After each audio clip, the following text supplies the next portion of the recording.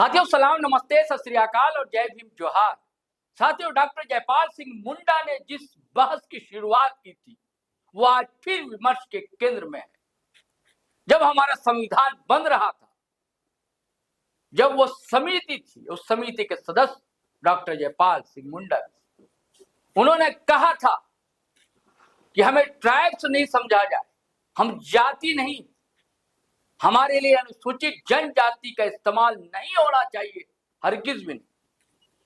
हमारे लिए आदिवासी शब्द का इस्तेमाल हो, हम आदिवासी हैं, हम जाति नहीं। आदिवासी एक नस्ल है, आपकी वर्ण व्यवस्था वाली जाति हरगिज नहीं। लेकिन उनकी बात अनसुनी कर दी गई। आज फिर कुछ दीवाने जिस सवाल को नए सिरे से उठा रहे हैं। आपको बता दूं, दरअसल जनजातीय सुरक्षा मंच, जिसे संघ परिवार से जुड़ा हुआ माना जाता है, वो एक बड़ा सम्मेलन दिल्ली में करने जा रहा है। दरअसल जनगणना चल रही है, आपको पता है संसद, उसमें जो धर्म का एक कॉलम होता है। आदिवासियों की मांग है कि हमें आदिवासी कोड दिया जाए और जनजातीय सुरक्षा मंच कहता है कि उसमें हिंदू धर्म दर्ज किया जाना चाहिए। दरअसल इसका ही विरोध हो रहा है। 100 से अधिक संगठनों ने इसके विरोध में हस्ताक्षर अभियान चलाए और इसी को लेकर महाराष्ट्र के नासिक में बड़ा आदिवासी सम्मेलन हुआ, जिसकी रिपोर्ट आप लगातार जीटो लाइव पर देख रहे हैं। हम आभारी हैं इच्छा कुमारी की, जो युवा पत्रकार है, जिनका अपना यूट्यूब चैनल है द आवाज न्यूज। उनके मार्फत हम ये वीडियो आपको इस बार भी दिखाएंगे। दोस्तों,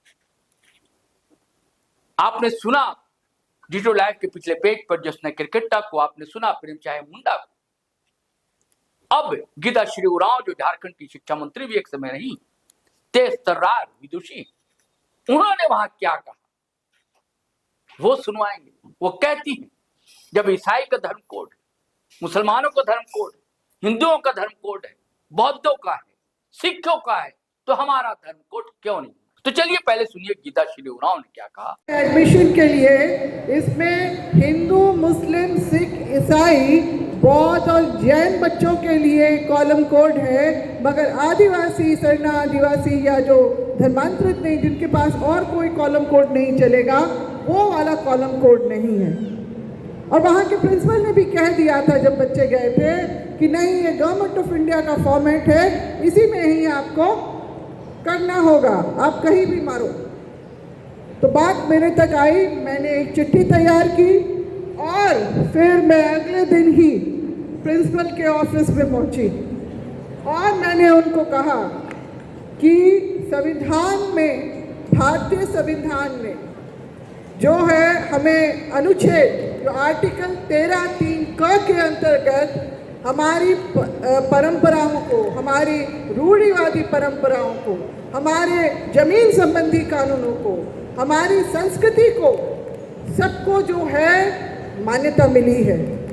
और 244(1) में 5वीं अनुसूची का प्रावधान है और 244(2) में 6वीं अनुसूची का प्रावधान है।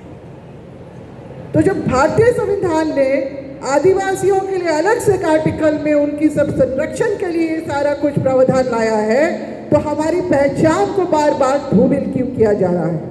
और ये गवर्नमेंट ऑफ इंडिया एक्ट, ये गवर्नमेंट ऑफ इंडिया का फॉर्मेट की क्या बात होती है? आदिवासी राज्य है, हमें हमारा कॉलम कोड चाहिए। तो प्रिंसिपल ने तुरंत फ़ोन किया और 10-12 मिनट में वो हमारा अदर्स वाला कॉलम जो है, वो कोड हमारा जुड़ गया फॉर्म में। और इससे पहले भी दिसंबर के महीने में हाउस होल्ड सर्वे के नाम से स्कूली शिक्षा विभाग जो है वो भी सर्वे करवा रहा था। तो मेरे तक सर्वे का वो आया, एक पेज आया जिसमें हमारे लिए कैटेगरी तो एसटी है, मगर रिलीजन में फिर से हमारा अदर्स वाला कॉलम कोड नहीं है। तो फिर हमने प्रेस कॉन्फ्रेंस करके, देव कुमार धान जी भी थे उसमें, हमारे प्रेम साहिब मुंडा जी भी थे, और हम लोगों ने प्रेस कॉन्फ्रेंस किया।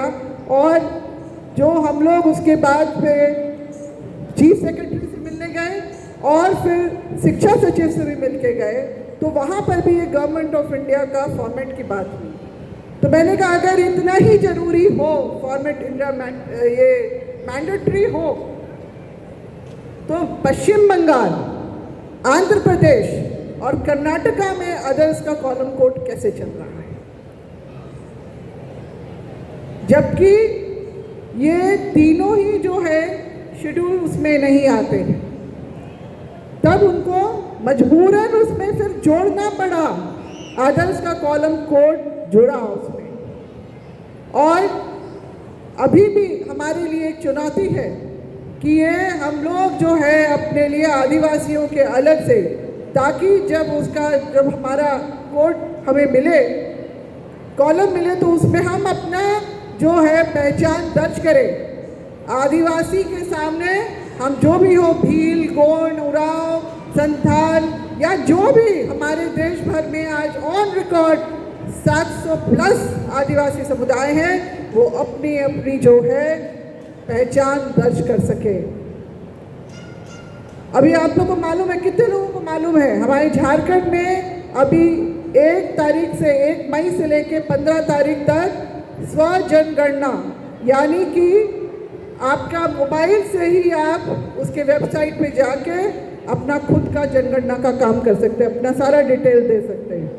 मैंने इसकी परिषद का मीटिंग करने के बाद मैं जनगणना कार्य निदेशालय में गई और मैंने वहाँ से फॉर्मेट निकाला और डायरेक्टर ने मुझे कहा कि मैडम हम 28 जो है अप्रैल को प्रेस कॉन्फ्रेंस करेंगे और 1 तारीख से शुरू होगा।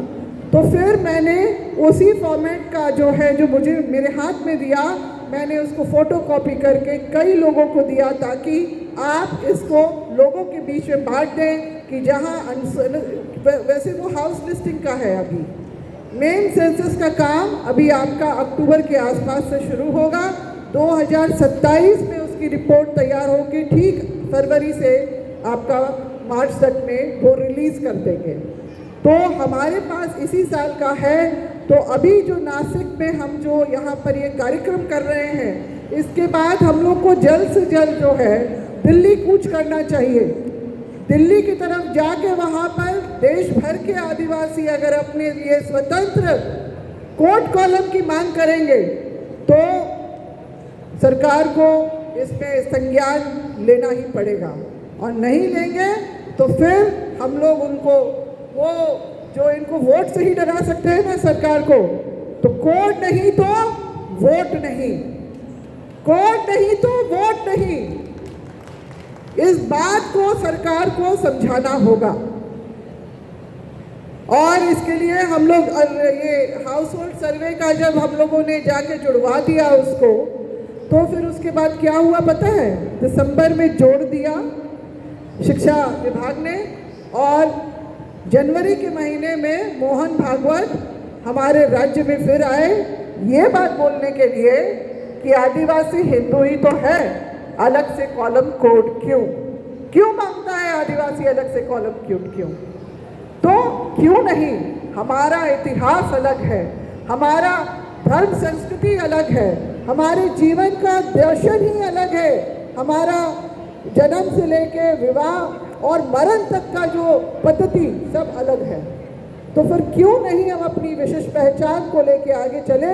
जो अंग्रेजों ने भी ये देखा कि एक आदिवासी है जो अन्य सभी धर्म समुदाय से अलग है, अपनी विशेष पहचान लेके चलता है, इसीलिए उन्होंने जनगणना में लिए हमारे लिए, जब देश में जनगणना का काम शुरू हुआ तो उन्होंने हमें अलग से कॉलम कोड हर बार दिया। और उसके अलावा उन्होंने हमारे अपने वहाँ पर पहले विल्किंसन रूल बना, फिर SPT act, Santhal Pargana tenancy act बना, फिर छोटा नागपुर टेनेंसी एक्ट बना, और इसके अलावा 1918 में गवर्नमेंट ऑफ इंडिया एक्ट में उन्होंने अनुसूचित क्षेत्रों को चिन्हित करके वहाँ अधिसूचना जारी की कि यहाँ स्वशासन रहेगा। 1935 के भी गवर्नमेंट ऑफ इंडिया एक्ट में उसी बात को दोहराया गया कि अनुसूचित क्षेत्रों में देश में चलने वाला कोई भी कानून वहाँ लागू नहीं होगा, और जिसको भारतीय संविधान में भी यूं हूबहू उतारा गया है। तो जब भारतीय संविधान कहता है, सुप्रीम कोर्ट के जज बोलते हैं, तो फिर ये इस तरह के जो हिंदू और सनातन के जो अपने बड़े पैरोकार बने हुए हैं उन लोगों को हम लोगों का ठेका लेने का जरूरत नहीं है। इस देश का असली आदिवासी जो मालिक है वो आदिवासी है और उसको इस तरह से अपने मान सम्मान की रक्षा करनी है तो उसको अपना हक अधिकार जो है लड़के लेना होगा। बाबा कार्तिकराव भी यही बात बोलते थे कि अधिकार कभी मांगने से नहीं मिलता है, उसके लिए आपको संघर्ष करना पड़ेगा, आपको उसको लड़ना पड़ेगा उसके लिए, और हो सके तो आपको उसको छीन के भी लेना पड़ेगा। तो आज हमारे लिए वही परिस्थिति खड़ी कर दी गई है, तो क्या आप इसके लिए तैयार हैं? अभी मेरे से पूर्व वक्ता जो हैं आपके देव कुमार थान जी ने भी यही बात कही कि जो आंकड़े बताते हैं तो अन्य कॉलम भी जो हमारे लिए बनाया गया था उसमें भी हमारी उपस्थिति काफ़ी कम दर्ज हुई है। हिंदू लिख देते हैं, तो इसीलिए मेरा ये कहना है कि जब जनगणना के लिए जब आपके क्षेत्र में जब जनगणना कर्मी आए तो आप वैसे परिवार में जरूर जाके बोले, वैसे आदिवासी परिवार में, कि अपने जो धर्म के आगे कॉलम के आगे अपना जो है आदिवासी ही लिखे, हिंदू में टिक नहीं करने दें, और पेंसिल से नहीं होगा, वो पेन से होगा। ये इस बात का ध्यान हमारे पढ़े लिखे युवाओं को देना है। उनकी ये जिम्मेदारी बनती है कि जो पढ़ लिख नहीं सकते, उतने सक्षम नहीं है, क्योंकि वहीं पर जो हिंदू हिंदू हिंदू वाला जो आंकड़ा ज़्यादा बन गया है, और हिंदू राष्ट्र के खांचे में हम लोगों को फिट करने के लिए ही ये सारा जो बार बार ये षड्यंत्र रचा जा रहा है हमारे खिलाफ में। तो हम लोग को सजग होकर काम करना है। हमारी धर्म परंपरा संस्कृति तभी बचेगी जब हम सजग होंगे, सतर्क रहेंगे। और उसके लिए आपको यहाँ से जाके अभी जितने भी लोग हैं या जितने भी लोग यहाँ पर आज की बातें सुन के गए, उनको इस बात का ध्यान रखना है कि आपको जाके घर में आराम नहीं करना है। अभी ये साल हमारे लिए बहुत क्रूशियल है। अगर इस बार हम लोग चूक गए तो अगले 10 साल तक का आप लोग भूल जाइए कि कॉलम कोड मिलने वाला है। और हमारी जनगणना में हमारा जो है बतौर आदिवासी वो उपस्थिति दर्ज होगी। नहीं हो पाएगी तो आने वाले वक्त में म्यूजियम में ही रहने वाले आदिवासी हो जाएंगे। बताया जाएगा कि देखो इस देश में भी शायद आदिवासी रहते थे, शायद। वैसे तो हमारे पूर्व प्रधानमंत्री एक रहे अटल बिहारी वाजपेयी जी, जो यूएनए के मीटिंग में जाके बोले थे कि हमारे देश में आदिवासी नहीं है। वही एजेंडा इनका चल रहा है, क्योंकि हमसे इनको चिढ़ है, हमारे इस बात से चिढ़ है कि हम इस देश के मालिक रहे। लकी बाबू ने जो बात कही, जो बड़ा महादेव जो हमारे हैं, ये सही में मेरी एक दोस्त पंजाब यूनिवर्सिटी में पढ़ाती है, प्रोफेसर है एंशिएंट हिस्ट्री की। उसने कहा कि ये जो शिव भगवान है ना, इसको हिंदुओं ने हाईजैक किया है। और सही में एक अमीश त्रिपाठी करके भी एक लेखक हैं, उनका 3 वॉल्यूम में किताब निकली, जिसमें उन्होंने पहले ही जो चैप्टर में लिखा है कि शिव जो हैं वो एक साधारण कबीला सरदार थे और उनकी भगवान बनने की यात्रा जो है, मतलब एक आदिवासी कबीलाई चीफ थे वो, और उससे उनकी भगवान बनने की यात्रा कैसे हुई, ये सारा उस किताब के 3 वॉल्यूम में दर्ज है। तो और हमारे कई ऐसे जगह जो आस्था की जगह है, वहाँ पर इन लोगों ने अपना कब्जा किया हुआ है और अपना बताते हैं। तो ये विडंबना है कि आदिवासी भी जाने अनजाने में वहीं पर अपनी आस्था भी रख देते हैं और फिर उसी को दिखा के बोलते हैं कि देखो आदिवासी हिंदू ही तो है, अलग कहाँ है हमसे। तो अगर समानता की बात देखें तो अभी हाल में ही बात हो रही कि प्रकृतिवादी तो हिंदू भी है, प्रकृतिवादी अगर आदिवासी अपने को बताता है तो किसी ने मजाक से कह दिया, हाँ हिंदू में जो महिलाएं होती हैं करवा चौथ का जो व्रत तोड़ती हैं चांद देख के, उसी तरह से मुसलमान लोग भी तो तोड़ते हैं। तो समानता तो हो ही जाती है। मगर उसको आप व्यवहारिक रूप में, स्थायी रूप में नहीं देख सकते। तो यही मेरा आज का ये कहना है आप लोगों से कि ये हमारे अस्तित्व की बात है। ये धर्म कॉलम कोड हमारी जो है पहचान को मजबूत करेगा और इसके लिए आपको बहुत गंभीरता से, सतर्कता से इसके लिए काम करना है। ज़्यादा समय नहीं है, अभी मई है, अप्रैल से जो है असली जनगणना शुरू होगी। वहाँ पर जो है आपका कॉलम कोड तब तक ये दर्ज होना चाहिए। अभी तो प्रिंटिंग प्रेस में सब कुछ हो गया होगा। मैं 2021 में हम लोग गए थे रजिस्ट्रार जनरल ऑफ इंडिया के ऑफिस, ये 21 में, 20 का ख़त्म हो गया। तो इसमें रिलीजन वाले कॉलम कोड में यहाँ पर हिंदू, मुस्लिम, सिख, ईसाई, बौद्ध, जैन का कोड है। और जो रजिस्ट्रार जनरल ऑफ इंडिया मुझसे बोल रहे हैं, मैडम आप लोग परेशान क्यों हो रहे हैं, धर्म पे आधारित तो जनगणना होगी ही नहीं। मैं कहा जोशी जी ये क्या है, फिर बाकियों के नाम हैं, बाकियों के लिए कोड है और हम लोगों के लिए क्यों नहीं। तो इस तरह की बरगलाने की बातें जो बराबर कर रहे हैं यहाँ पर, देखिए किस तरह से इन लोगों ने एक आदिवासी राज्य में हमारे लिए इस तरह का खेल खेला कि हमारे लिए कॉलम कोड ही नहीं रखा। तो ये लड़ाई तो हम लोग लगातार लड़ रहे हैं, भिड़ रहे हैं। और फिर जब हम लोग ज़्यादा जोर से बोलते हैं तो मोहन भागवत जी पहुँच जाते हैं झारखंड और फिर वहाँ पर वही हुंकार भराते हैं। और कुछ आदिवासी हमारे नेता जो सांसद का टिकट या फिर एमएलए का टिकट या कोई टिकट उनको चाहिए या सुविधा चाहिए, वो लोग जो है उनके सुर में सुर मिलाते हैं। मगर इतना तो है हमारे प्रदेश में कि लोग अपनी पहचान को समझते हैं, मगर कागजी तौर पे कमज़ोर हैं शायद कहीं ना कहीं। तो इसलिए अभी के लिए तो यही बोलूँगी कि जो पढ़े लिखे लोग हैं वो अपनी व्यक्तिगत जिम्मेदारी समझ के इसका काम करें इसके ऊपर। और मैं ये भी ज़रूर बोलूँगी कि शिक्षा के लिए भी अभिभावक जितने हैं वो लोग भी जो है इसके लिए काम करें, शिक्षित करें अपने बच्चों को।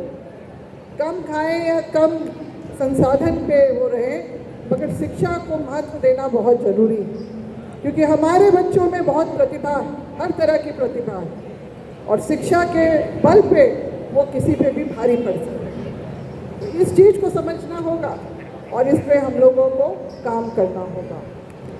तो ज़्यादा समय नहीं लेते हुए आज के इस कार्यक्रम के लिए मैं सभी जो है लकी भाऊ और उनकी टीम को मैं बहुत बधाई देना चाहूँगी। और झारखंड से हमारे जो प्रेम साई मुंडा जी भी हैं, उन्होंने भी इसमें अपनी जो है सहभागिता निभाई है, उनको भी मैं बधाई देना चाहती हूँ।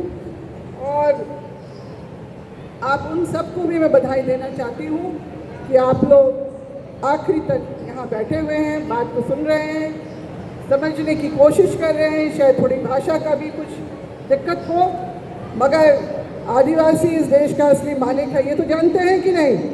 इतना प्रोग्राम हो गया, सब में आदिवासियत की बात हुई ना, नाच गान के उसमें, तो सब उन कलाकारों को भी मैं बधाई देना चाहती हूँ उनकी प्रतिभा के लिए।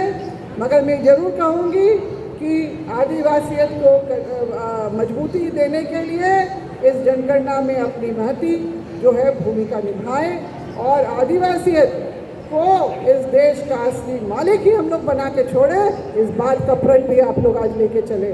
धन्यवाद। जय हिंद, जय महाराष्ट्र, जय झारखंड, जय आदिवासी। एक तीर एक कमान, आदिवासी एक समान।